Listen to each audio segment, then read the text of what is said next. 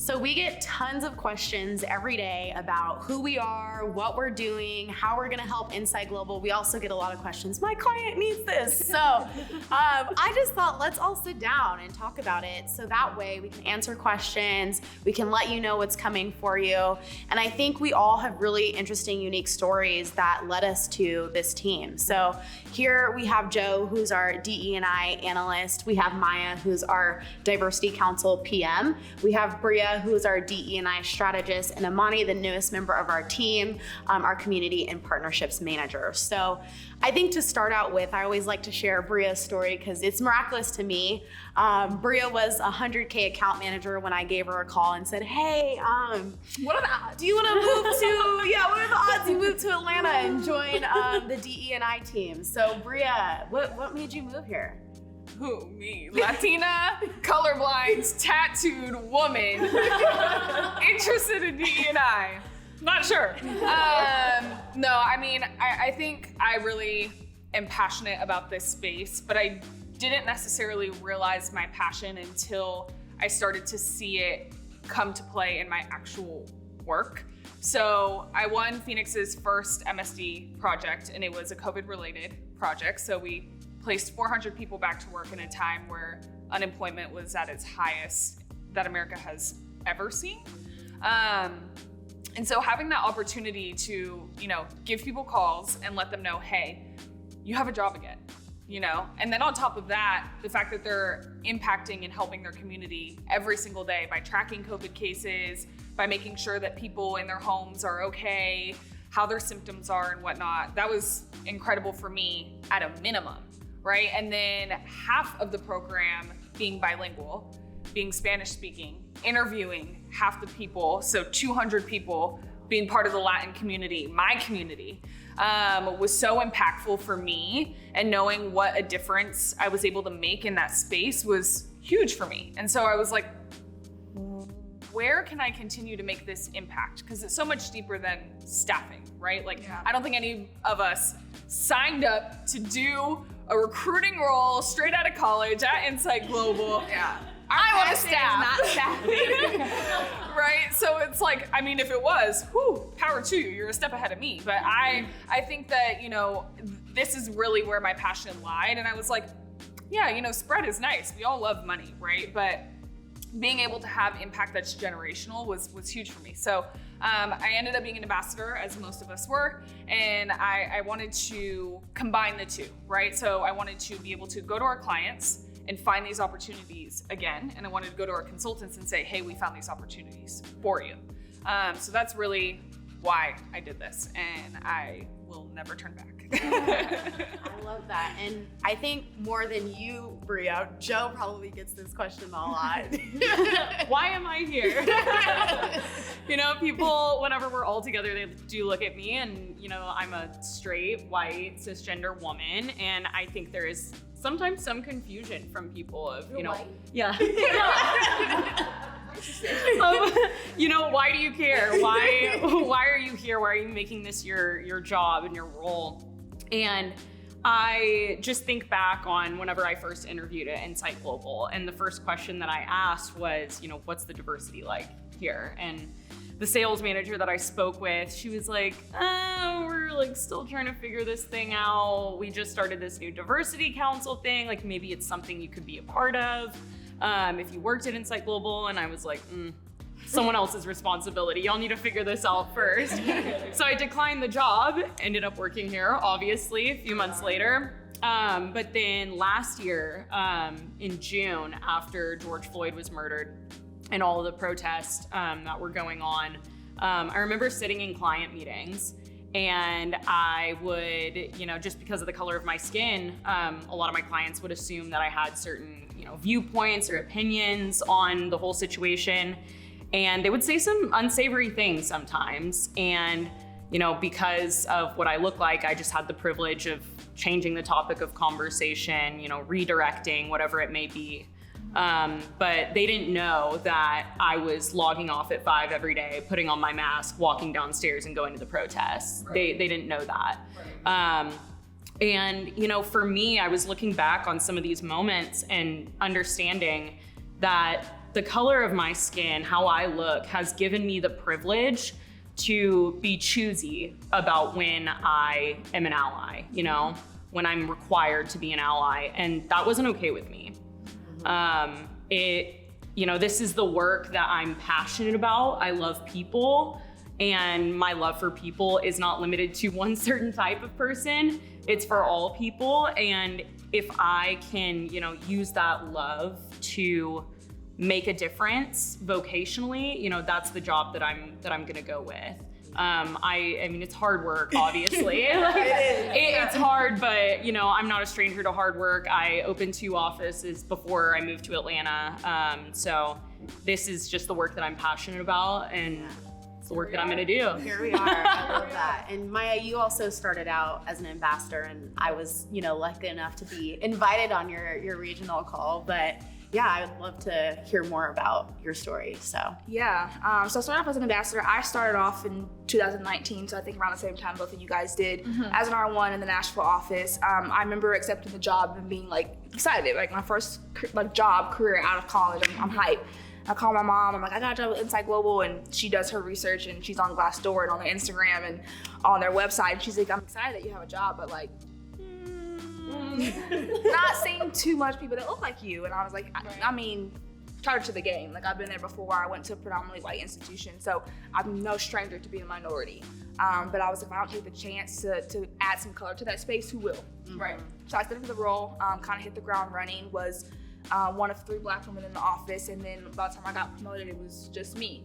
And so with that came this, it was unintentional for the Nashville office. I had great leadership, and they didn't intentionally do this, but with that promotion came this pressure, this like, okay, I'm here, it's just me. I have no other option but to be successful. If I fail, if I stumble, if I say the wrong thing, it's not gonna just be Maya said the wrong thing. It's gonna be Maya, the Black woman, said the wrong thing.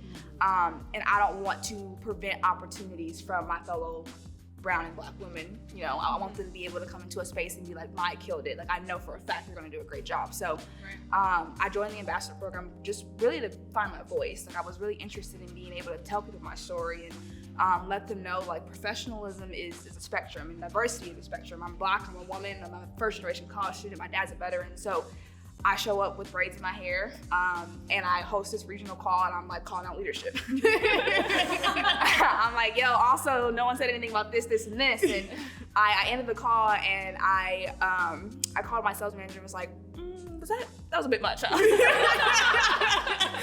And she goes, no, I thought it was great. And I had great, again, my leadership in Nashville was phenomenal. And she said, I think it was great. It's important that people hear, you know, what you're excited about. So my passion just came from being able to create a company in which everyone is able to show up as their true authentic selves. And with no pushback or you know, scare, I guess, nervousness that their job will be affected by it. So and I totally resonate with that. I definitely came in hot when I started, and everyone was like, Corinne, like, we agree with you. Like, we're saying the same things. Like, we want to progress. We want to move in another direction. And I think what's great about the ambassador program, which you'll touch on later, is we are opening up that safe space for conversation. We are, you know, denoting cancel culture, because we can't move forward if people are afraid to talk, are afraid to have these conversations. And I think, Amani, you know, having worked at Insight Global 4 years ago, totally different culture before Bert came in, stepped in, and really transformed what Insight Global is today. You know, what was that like for you 4 years ago versus where you're at now? And, you know, why would you come back? That's a great question. So 2016 was very similar, sadly, in climate to the same kind of world we're living in right now. As much progress in work as we do to move forward in the right direction socially, and as far as DE&I countrywide, there's so much work left to do. And when I was at Insight, I kind of had the traditional out of undergrad experience. Got into corporate, just being recruited out of college. Knew I was getting a master's, working in youth and families. That was kind of my focus. So 4 years in between then and now, got that master's, worked in two masters, and a lot of debt. And so I completed that program, and I started working in education. At first it was nonprofit after school programming, then it was college advising, and then up until this point, it was just public school teaching, which was kind of what I ultimately wanted to do, like little kid reading books to my teddy bears. And so I was like, all right, I've arrived, this is it. Like, I'm not going anywhere. I'll never write another resume. I was really happy about that. And then COVID kind of flipped the world upside down. And so with this little muffin that surprised us all this year, health and safety and like my priorities really shifted. But I knew that there was still work that I needed to do because I'm fulfilled through work, through, you know, a mission. Yeah. So I was like, okay, how can I take care of myself, but also do work that's valuable to me? And I got into education, not because I'm obsessed with language arts, but because of the needs I saw for the children I served in the previous populations that were impoverished, a lot of first generation high school graduates, let alone college graduates, kids whose parents were undocumented. So that was a population I always worked with. So it wasn't truly about being in a classroom. And I had to kind of accept that for me, I have a mission versus a career path, if that makes sense. So, the past month, like all of this revelation has literally been the past like 30 days. And so I heard about this position back in the summer and I'm like, so sorry, taking care of America's children, like I can't do that. And then again, the beginning of the school year, just the way everything's going down, I knew I needed to reconsider. And so I just reached back out and, you know, DE&I was still in need. I stalked everyone on Instagram because why would I not? And realized how incredible the team was and that there were people at Insight Now that I needed when I was there. It was a isolating place, but not by anyone's intention at the time. I was just a minority in the office, and that's not why I left, but there were many things that I kind of saw hindsight when I was out of that space. And so just falling in love with you guys and your backstories and how you got here, you were the women I needed to either see or work with when I was at Insight all those years ago. So knowing that DE&I was doing the work that I wanted to be a part of, and then the past 4 or 5 years, looking at the 2-page job rec for this position, and then looking at my resume, and like everything that I've done led me to do this work. So it was a perfect storm that kind of did this full circle thing of going back to my first big girl job straight out of college, now doing work that I've groomed myself and then also honed in my passion to do. So super excited to be back, and again, working with women who, you know, are taking it by storm and not afraid to do it, because I was in that space where I was like kind of, you know, yeah, exactly, tiptoeing, yeah, for sure. Yeah, I think we all took a leap of faith, you know, to join this team. And for me, it really started not just in my professional career, but thinking back to my dad's story and how I even ended up getting the opportunity to go to college. And he went from working at FedEx doing shipping and handling to getting one opportunity to work entry level IT help desk support, eventually went into network and engineering and then cloud architecture, and worked for, you know, big companies like Dell, SAP, Polycom. And so that moved my family into a better neighborhood. I got a better public education. And for my dad, it was a blessing to live past the age of 25. So I think for me, being in this space, being in this leadership role, having the perfect team, it's almost all so surreal. But when I go back, it leads back to that one chance and that one opportunity that my dad got. And I thought about my career as an account manager. You know, when I had to hire, my client would text me, I would find someone, and I had that chance to advocate for my candidates. I had that chance to say, you know, this role doesn't require a college degree.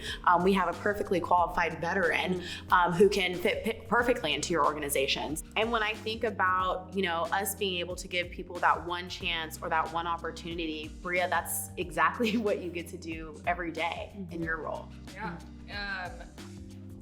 A lot of pressure, but it's actually, you know, super important work, and I'm very fortunate that I get the chance to do that. But it's really not about me; it's about the people that we work with, you know. And for you all, this is really what I do. It's making sure that you have the opportunity to go to your client and be that advocate, that you get to seek out those opportunities for your consultants to then get their foot in the door, just like Corinne's dad did.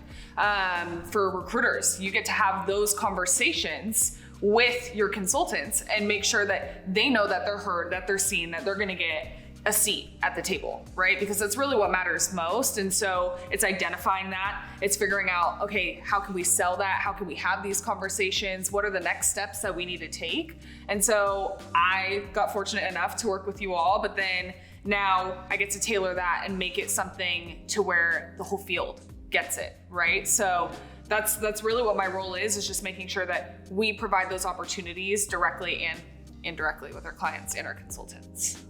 Yeah, and I think on the external side, a lot of that is modeled from what we got to do internally here over the past 3 years with the Diversity Council, with our ambassador program, with all of our new ESG strategies as well, which if you want to think about our team, all of us are external, working with clients, consultants, and then community members as well. And then we have Maya, who's really forging the way through our Diversity Council and Diversity Ambassador program. Yeah. So here's the thing. Diversity is the one thing we all have in common. Like it's Right. simple as that. And I'm in the business of fostering a community where everyone at Insight Global is excited to show up to work. You know, they have a passion. Like, I can come to work today and I get to be the same person that I was, last night, within reason. Like, we're still in corporate America, obviously. But for the most part, they don't have to put on a mask. Because how exhausting is that to show up for 8 hours and be someone that you aren't really proud of? So I'm focusing on all of our internal efforts. I think the main thing for me is that we were selling all of these tips and tricks to our clients, but what will we have to sweep around our own front door before we can do anything external. So in terms of what's coming for the Diversity Council, we are restructuring our entire ambassador program, which is something that I'm super, super passionate about. It's how we all got our start.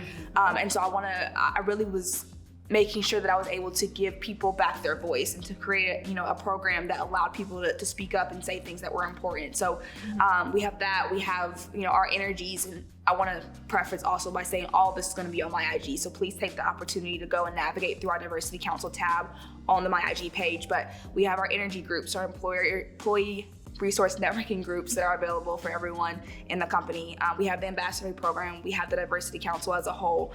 And so we're making strides in the right direction for us to be an internal company that puts diversity at the forefront of everything that we're doing. Yeah, I love that. And on the external side, winning a deal in our first 45 days was amazing. With one of our ambassadors, actually. And I think the missing piece that we were not having until recently is really what Amani is going to be able to do with our community and partnerships. So, yeah. So just as IGU has transformed and supported and educated internals, for that personal, professional, financial development, we now get to do that for the community. So the biggest thing, really the big ticket item that we're super excited about and still building out is the Career Center.